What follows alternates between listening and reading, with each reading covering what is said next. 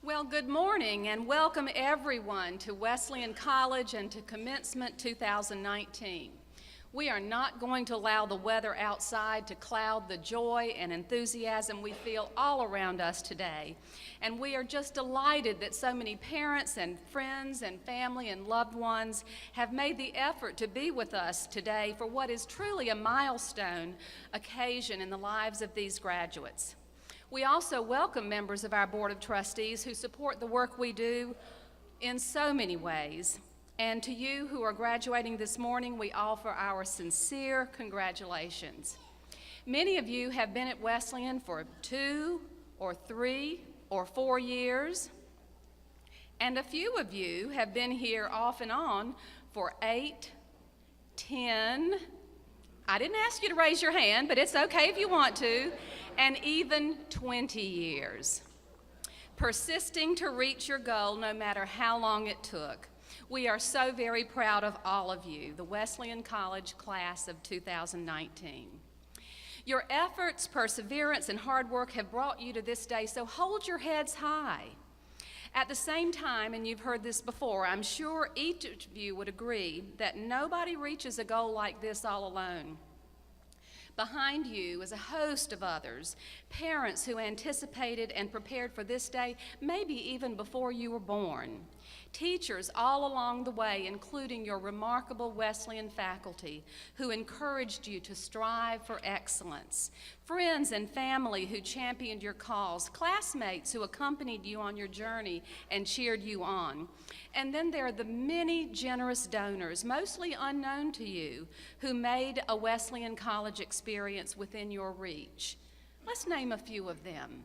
Findlay, Monroe, Knox, McNeil, Lane, Pitts, Edenfield, and so many more. I want you to take a moment to think of others and thank them from the bottom of your heart. And for the untold numbers who are not here but have been a part of your journey, even in spirit, we invoke their presence. But for all of you today who have supported these students, we say thank you. Students, would you like to say thank you? Okay, say it. Thank you. Seniors, we've heard great things about your plans. So far, we know that almost 20% of you are going right into graduate school at places like the University of Illinois, University of Southern California, University of Texas MD Anderson Cancer Center, Emory University's Candler School of Theology, Georgia Tech, George Washington University, Clemson University, Mercer School of Public Health, Boston College, Northwestern University, Columbus State, Columbia University, and Johns Hopkins Peabody Institute of Music. What a list. More than 43 of you are already employed with companies such as Robins Air Force Base, AmeriCorps, University of Kentucky, Clayton County Probate Court, and numerous hospitals and schools all over the world. One of you likes Wesleyan so much you plan to return next year to earn your BSN. And 2 of our graduates will continue in their current jobs as best service dogs ever.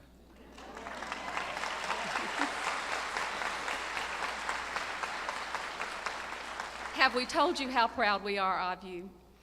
A few weeks ago, our campus was the scene of our annual Alumni Weekend, when graduates of all ages returned to Wesleyan. The special stars of Alumni Weekend are the group fondly known as the Golden Bells, those alums who returned for their 50th reunion. This year, 59 members of the class of 1969 returned, adorned with real golden bells around their necks, and what fun they had. These women have lived remarkable lives and accomplished remarkable things, personally and professionally. We also honored several outstanding alumni. There was Dr. Beverly Mitchell, who devoted 50 years of distinguished service to higher education and continues to serve Wesleyan as a trustee, and she is here today. Linda Rich, who left Wesleyan in 1969 to serve the Red Cross during the war in Vietnam, and subsequently served all over the world with the Salvation Army and other social services. There was Pamela Newton Smith, a pioneer in the Suzuki method of teaching piano to children, who had a 50-year career in music education. Throughout the weekend, I met so many wonderful women, wonderful Wesleyan women, who found creative ways to make their own corners of the world a better place through education, law, medicine, business, or as champions of civil rights and human rights. The years that followed their graduation in 1969 were some of the most complex years in American history. And these women were prepared for success and adversity by the preparation and life experiences they gained from their years at Wesleyan. And what about you, graduates of the class of 2019? This is a pretty complex time too. And just imagine what you will experience in the next 50 years. Think about the stories you will tell your classmates when you return for your 50th reunion in 2069. Wow. I won't be here, by the way. Some of you will tell stories of a career path that evolved just as you imagine it today, but it's much more likely that opportunities, life choices, and circumstances you can't imagine right now will take you in other directions. You too will meet success and adversity. You too will find ways to make the world a better place. Your years at Wesleyan have amply prepared you too for what lies ahead. And the liberal arts foundation you received here will prepare you to be flexible, to improvise when necessary, to be a problem solver, to lead difficult conversations, and to continue to learn in new ways. And while you may be trembling with both fear and excitement about what lies ahead, you are prepared. You are prepared. The narrative you will write in 2069 will be one of accomplishment, discovery, activism, fulfillment, and rich experiences, all deeply informed by your life at Wesleyan. And of course, the good news is we don't have to wait. You don't have to wait 50 years to help tell us your story. When you stay in touch with the college, we'll be able to celebrate your successes and cheer you on through the challenging times.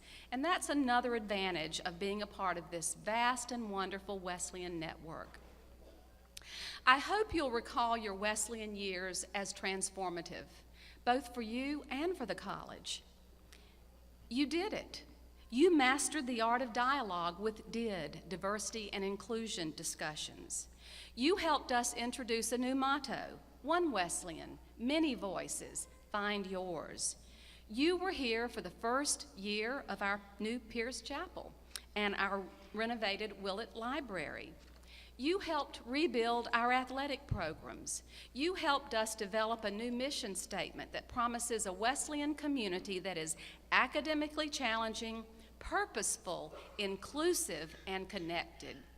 See, we had you in mind when we selected those words, and we will continue to deliver the promise of that kind of Wesleyan community to those who come after you. Now, when you've had a few good nights of sleep, taken a walk, eaten some vegetables, and recovered from final exams and papers, I hope you will reflect back on the Wesleyan community you experienced in the classroom, in laboratories, in the studio or the residence halls, on athletic teams, through student government and class activities, or through relationships with other students, staff, and faculty. I hope you will recall a community that was academically challenging, purposeful, inclusive, and connected. I hope you will tell others about Wesleyan, and I hope you will remember that you left your mark on this tiny spot in the world, and your impact will ripple throughout time and space because of what happened here. May God bless you in your journey.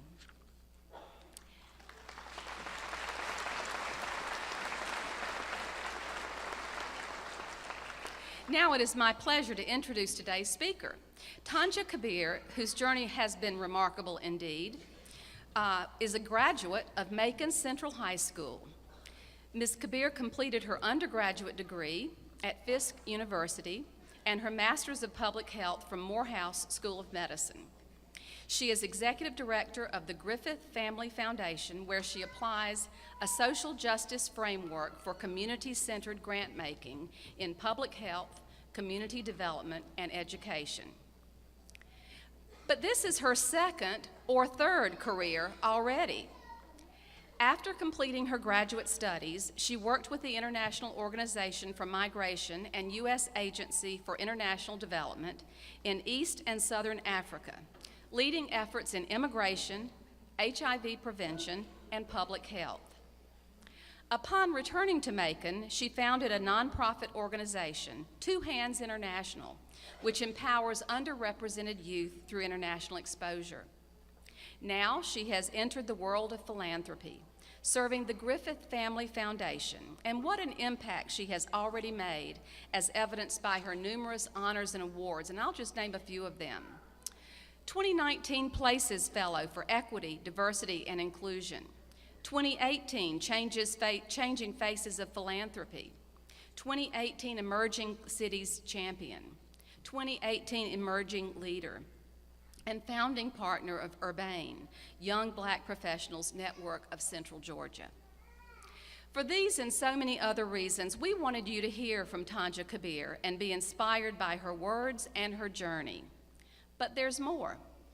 I first met Tonja last year at an event that recognized local foundation leaders, including Tonja. She told me she had a special place in her heart for Wesleyan College because as a child, she benefited from our Aunt Maggie's Kitchen Table after-school program, a program that continues today thanks to the work of many of you. In Tonja's honor, we have with us today two students who have participated in Aunt Maggie's for the last 5 years, Rhaenyra Harden and Janiyah Stuckey, and I hope they'll stand and be recognized.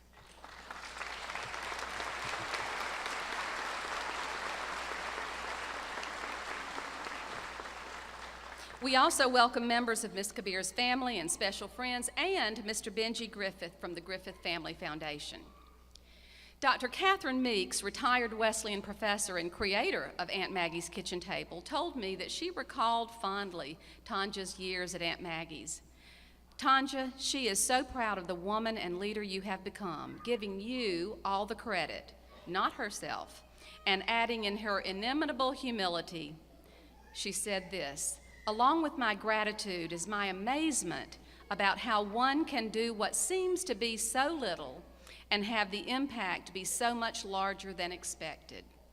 Like Dr. Meeks, you, Tonja, have done more than just a little, and the impact will continue to be larger than expected. We welcome you back to Wesleyan.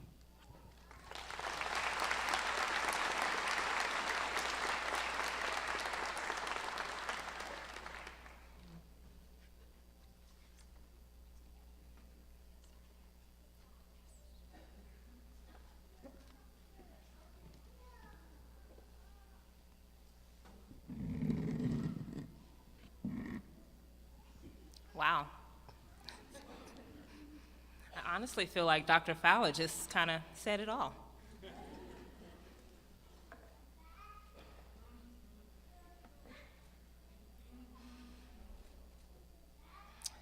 First, I'd like to say congratulations to the class of 2019.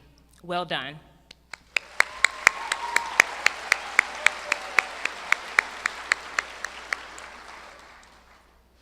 I'd like to thank the Board of Trustees and the officers of this esteemed college, the faculty and staff and administration, and everyone that keeps this institution running.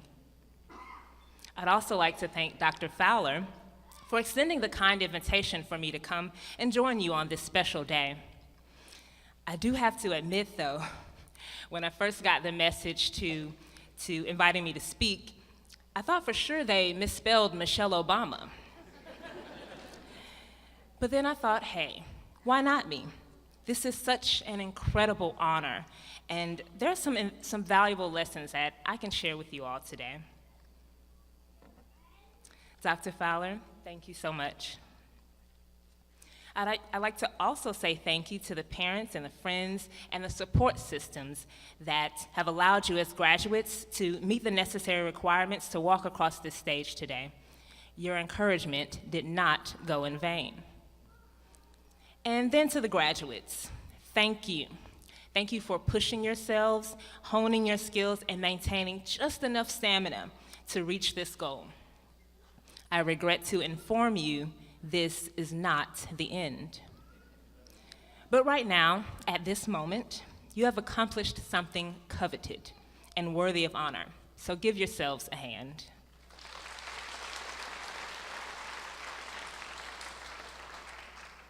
Okay. So, if you have absolutely no idea who I am, as previously stated, I am not Michelle Obama. But I do hope to share some insightful words with you this morning that will inspire and empower you as you take the next step forward. My name is Tonja Khabir. I'm a Maconite, a community advocate, and a philanthropist working to increase equity in community spaces. My purpose is to work with others to eliminate the barriers that stand in the way of individuals achieving a quality life. What that looks like for me is decentralizing those norms that continue to marginalize communities by race, access, class, and ability. I enjoy this work, and I feel a deep sense of fulfillment in doing it. Now, it is incredibly surreal to stand before you today, as just 10 years ago, I sat where you are sitting. With my head held high and my soul filled with anticipation, I was ready to embark upon this world. Just 20 years ago, I walked the very halls of this great campus as a preteen in the Midsummer Macon Arts program, learning about dance and visual arts and creative writing. What I recently learned is that a woman by the name of Catherine Meeks, which Dr. Fowler just mentioned, she was one of the connecting forces that helped me be able to participate in this type of programming. As a child from Anthony homes, my parents didn't necessarily have the financial means to do this on their own. But Mrs. Meeks, who was also the first tenured African-American professor here at Wesleyan, co-founded Aunt Maggie's Kitchen Table, which provided tutoring, after-school support, and summer fun. That program still sits with the college today, even as she is recently retired. Aunt Maggie's Kitchen provided a liberating resource for me and my neighborhood friends, including my friend Valerie, who is here today. Is there anyone else here today that has been a participant or maybe a volunteer in the program? I'd love it if you could just stand and show yourselves. Wow.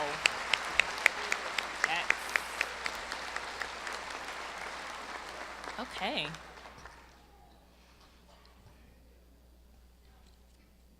That program was very special to me, but it was also one of the earlier funded initiatives of the Griffith Family Foundation, an institution to which I now sit as the executive director, working hand in hand with the founder, Benji Griffith, to enhance community development through a social justice lens. Talk about full circle. But the work that Mrs. Meeks has done and the work that we see being done every day in this community should be treasured, because it makes me think of that concept of the village and how it truly takes a community effort to raise up a child, to raise up a leader. Wesleyan is but one village that has developed you. Having met with a few young ladies last week, it has cultivated a sense of being, a sense of empowerment, and a sense of justice for others. Wesleyan being an institution for women, my village consisted mostly of women. And tomorrow being Mother's Day, happy Mother's Day to you all out there. I'm grateful for my late mother and my late grandmother, Carlotta Khabir and Louise Francis, who diligently poured into me. Inadvertently, Wesleyan has offered me so much as well.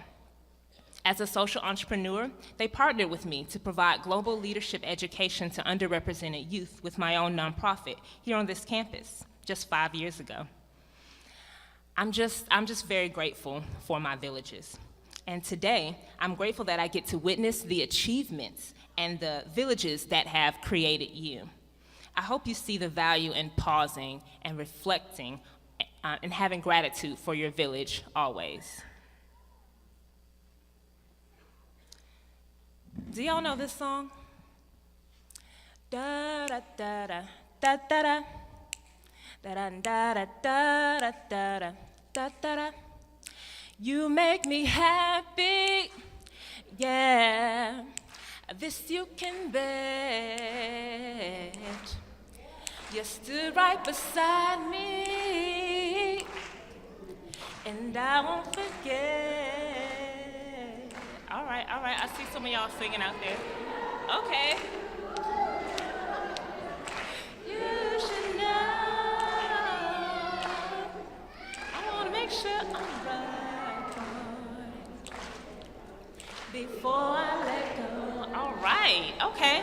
I knew some of the real ones out there would help me finish that song. Thank you. Thank you.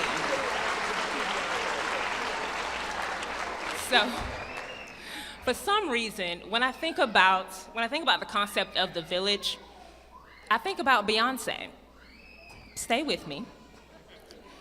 From her recent works, including Lemonade, to the remake of Frankie Beverly's Before I Let Go, which you all just sang. I get really inspired by her creativity, her conceptualization, her purpose, and her power, right? Her recent documentary, Homecoming, gave me all the feels. And because I also attended a historically black college, I thought about my experience at Fisk University as I watched. In fact, I just came back from celebrating my 10-year reunion last weekend. Spoiler alert, my knees are not the same. That being said, I thought about what I would have needed to hear in that moment, and this song came to mind. What I love most about it is that it really talks about a moment, right?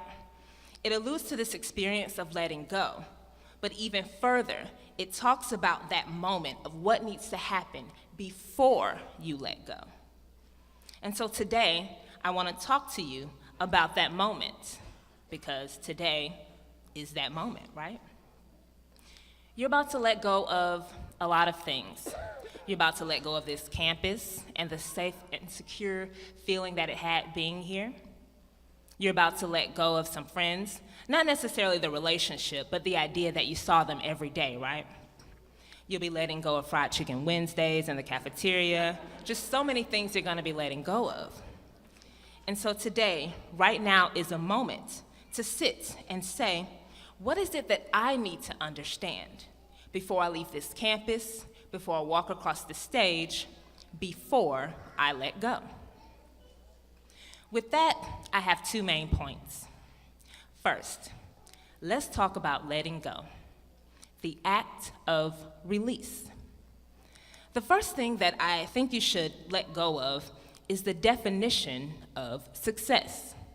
I'll repeat that. Let go of the definition of success. You have to know that success is more about a feeling than any outward manifestation. And it's going to feel completely different for each and every one of you. It's also going to show up differently for you as an individual throughout your lifetime. And what is most interesting is that it can sometimes feel or come across like a failure. When I was younger, I worked for an organization that did some pretty good work in the community. I pined after that job, and I felt accomplished knowing that I was a professional in the field. After some time, I realized that this accomplishment no longer felt good. As it turns out, I was in an environment that wasn't conducive for growth, ingenuity, or my purpose. Not one to give in, I stuck around until termination finally let me go. I couldn't leave because then I'd have to face the pain of failure. And what would that look like? But by not following my passion, I was stunting my own actualization of success. And so what I learned is that what looked like a failure on the outside actually opened doors that I would have never, ever dreamed about. And it led me ultimately to this moment, which very much feels like a success. Sometimes life throws you a lemon. Let that lemon hit you in the face. Valerie Jarrett, advisor to former President Barack Obama, writes in her new memoir, Finding My Voice, "I wish I had not defined success as achieving the mighty juggle with flawless perfection. Sometimes we have this single image of what success looks like, what it'll look like for our field, for our families, and for our lives. But it doesn't matter how passionate you are or how hard you work, failure may prevail. It's important to know that failure does not define you. Our mistakes create teachable moments that allow us to bounce back with vigor. Let that happen for you. Today is a clear success. No matter how you got here, celebrate that and let go of the mindset that success has to look a certain way. Let it be a feeling." The next thing I'd like to say, let go of, is the fear of discomfort. Did everybody hear me with that one? The fear of discomfort. We gotta get uncomfortable, y'all. And we can't be afraid to do it. We are in a world that says that our value as women is 77% of a man's. If you're a Black woman, like myself, that value is reduced because we get paid 61 cents to every dollar. Native American women and Latinx women make 58 and 53 cents respectively, while Asian women are at 85 cents to the dollar. This is unacceptable. Not only can we not be afraid to show up as ourselves in the room, we can't be afraid to ask for our worth. No one benefits from our comfort, not even ourselves. Getting uncomfortable, it isn't just for us. If we want to see real change, we must consistently reshape what that change is going to look like. And we must do it in a way that is inclusive and respectful of everyone. People aren't gonna like this, but remember, systems change is only uncomfortable for those with the advantage. Push for change anyway. Sometimes that can mean making room, yes. But even further, it means rolling up our sleeves and questioning, why is it we do things this way? As people who have been marginalized, we've been uncomfortable for centuries. Lean into that. What's a couple of uncomfortable minutes in conversation if we have the possibility to affect real change? Understand, everyone's well-being is community business. Remember that lemon. It's sour, but sometimes it helps us to heal. So of these things, maybe there are a few others that you'd like to add to the list. I invite you to add them now. That significant other that might need to go, those self-destructive thoughts and ways that might need to go. You know what they are. Make your list in your head and add those things to it now. So remember, the title of the song is Before I Let Go. And so the second major point here is the real work. Before I let go of these things, the definition of success, the fear of discomfort, what is it that I must understand about myself, about life, about this experience? I'd argue that we must understand our purpose. I mean, you hear this a lot, and sometimes it feels evasive. Something to understand about purpose is that it's not some elusive concept that you have to go out and find. It really is already within you. It may take some time and reflection to reveal itself, but it's there. And many of you know your purpose. But I'd like to add something a little bit more important. Just as we are as humans, we grow and evolve, so too does our purpose. It can change, it can move, it can progress. It may not be the same as it was yesterday, or even 10 years ago. Let it grow. I have to credit a friend of mine, musician Alaz, who says, identify what gives you inner peace and inspiration, which might not be on that degree you get at graduation. Deny the designations that limit your mind's creation. To sterile occupations, hand in your resignation. I'm a testament for this. Sometimes we think that because we decided on a major at 18 or 19, we have to be beholden to that for the rest of our lives. We fear change because maybe there's not enough money in it, or what will our families think? Understand this. This life is yours. This journey is yours. We are most fulfilled when we follow that purpose, even as it may grow and develop. That is how doors and windows begin to open for you. Like lemons, whether it's zest, fresh, or dried, everything has an evolution, including your purpose. Let that happen. The last thing that I like to offer up is owning your power, okay? Everybody, say it with me. Owning your power. That was a little weak, so we're gonna try it one more time, okay? I'm literally saying owning your power, so own it in your voice, okay? 1, 2, 3. Owning your power. That was deep. How many of you out there today feel powerful? Raise your hand. Okay. It took a couple seconds for a few of y'all. We're gonna work on that one, but that's a good number. Dr. McAfee of PolicyLink says realizing our power or self-actualization is a very real and necessary step toward fulfillment. Before you walk into that board meeting, that hospital, that classroom, ask yourself, what does it take for me to fully present in this space? Then step into that completely. We cannot transform lives if we don't recognize our own power. When I first started at the Griffith Family Foundation, people seemed to be in a hurry to ask me to my face, why you? What qualifies you to be in this position? I could have chosen to be disturbed, but after a moment, I just had to think to myself, why not me? There are so many battles out here in this world to fight, but my purpose is to fight for this community. And I do that with compassion.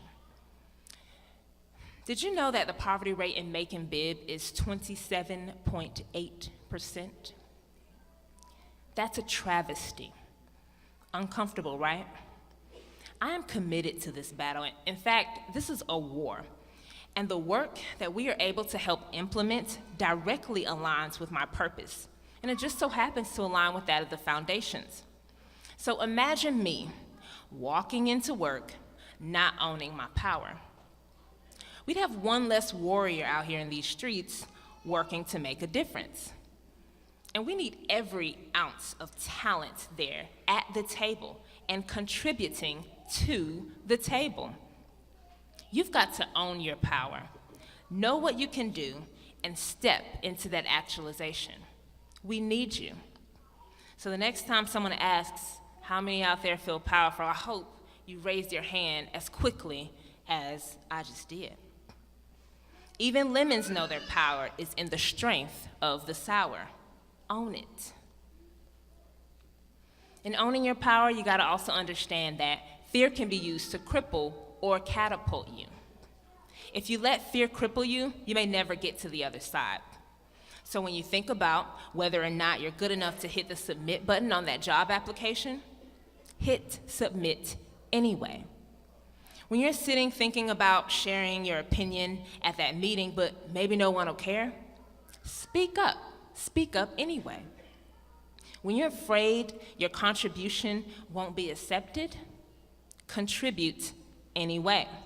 You have been educated, you have been prepared, you have been trained for this, okay? Now, I'm not saying don't take feedback or critique. Listen to that and hone in on that. But don't ever let fear put you in a place where you are unable to succeed because you are afraid to take the necessary first step. Take that step anyway. So the things we need to understand before we let go. Your purpose can change. Own your power. Fear can cripple or catapult you. If you have some additional things that you'd like to add to this list, do that now. This is your experience, your life. In summation, when we think about letting go, and of course, all the things that we need to learn and understand before we let go, we have to also realize that this is a constant act. How many of you have ever done yoga? Okay, a few. There's this one meditation in yoga where the teacher asks you to breathe in, hold it in at the top, and then sigh it out. That act of breathing is letting go. Now I hear some of you saying, wait a minute, this entire speech is just telling me to breathe? Yes, girl, breathe. This is literally just the first moment of the rest of your life. For women, heart disease is the leading cause of death in America. It accounts for 28.4% of deaths for all women, no matter their race or ethnicity. It's important to get this practice down early. Sometimes you'll just need to pause and take a deep breath. And as you do that, think about those things that you need to let go of. And then, of course, before you let go, hone in on the things that you need to understand about yourself. Let's practice that now. Everyone, prepare to take a deep breath, okay? We're gonna breathe in for 3 seconds, we're gonna hold it in for 3 seconds, and then we're gonna sigh it out together, okay? Remember, before we breathe in, what are the things you're gonna be letting go of? And then what are those things that you're gonna be ruminating about in the top of your mind? So let's give it a try. Are you ready? It don't sound like y'all ready. Are you ready? On the count of 3, we're gonna breathe in for 3, hold it in and out, okay? 1, 2, 3. Breathe in, 2, 3, hold it in, and let it out. Wow. That felt good, okay? I hope it felt good for you too. Remember, this is a constant act. Breathing is a constant act. So you have the opportunity to do this type of reflection anytime that you need to. I'd argue that today is an important time to do so. You can reflect and think about what it is you need to understand before you walk off this campus. Listen, adulting can be hard, but there are so many life lessons that you can learn and build upon. The thing that I hope you take home today is the importance of taking a deep breath. Breathe. Your village, when nurtured, will always be there for you. Take care of yourselves and your bodies. Live with purpose, with power, and with presence. Be fearless. Let go of that definition of success and the fear of discomfort. Find ways to live and love unconditionally. Eat lemons. Dance to Beyonce. And remember, we are born complete, so never let anyone convince you otherwise. You have a great education. You have been prepared to take on this world. You are the magic. You are unstoppable. This is one life that we have, so let's have a good time. Turn around, dip and slide. Twirl yourself to the right now. Ooh, bunny hop, drop. Dance, sing, laugh, and breathe. Thank you.